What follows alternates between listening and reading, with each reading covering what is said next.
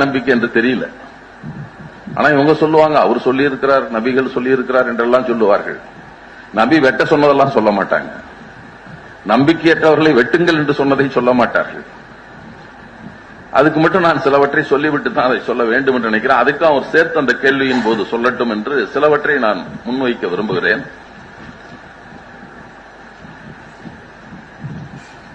நாற்பத்தி 47வது அத்தியாயத்தில் 1-4 வரை, நிராகரிப்போரை நீங்கள் சந்திப்பீர்களாயின் அவருடைய கழுத்துக்களை வெட்டுங்கள்.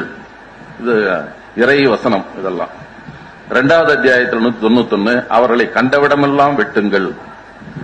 8வது அத்தியாயத்தில் 12வது வசனம், நீங்கள் அவர்கள் பிடரிகள் மேல் வெட்டுங்கள், அவர்களை கணுக்கணுவாக துண்டித்து விடுங்கள். 8ல் 49வது வசனம், அல்லாஹ்வுடைய மார்க்கம் நிலைபெறும் வரைக்கும் யுத்தம் புரியுங்கள். 9ல் 5, இணை வைப்போரை கண்டவிடமெல்லாம் வெட்டுங்கள், சிறைபிடியுங்கள், முற்றுகையிடுங்கள், பதுங்கியிருந்து பாயுங்கள். 8ல் 65, நபியே நீர் விசுவாசிகளை யுத்தத்திற்கு தூண்டுவீராக.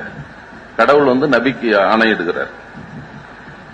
8ல் 67, விரோதிகள் ரத்தத்தை பூமியில் ஓட்டாத வரையில் சிறைபிடிப்பது எந்த நபிக்கும் தகுமானம் அல்ல. யாருக்கா இருந்தாலும் முதல்ல அவன் ரத்தம் உழுவணும் கீழே, நம்பாதவனுக்கெல்லாம். இது நிறைய இருக்கு, அதை சொல்லிக்க நிறைய வேண்டாம்.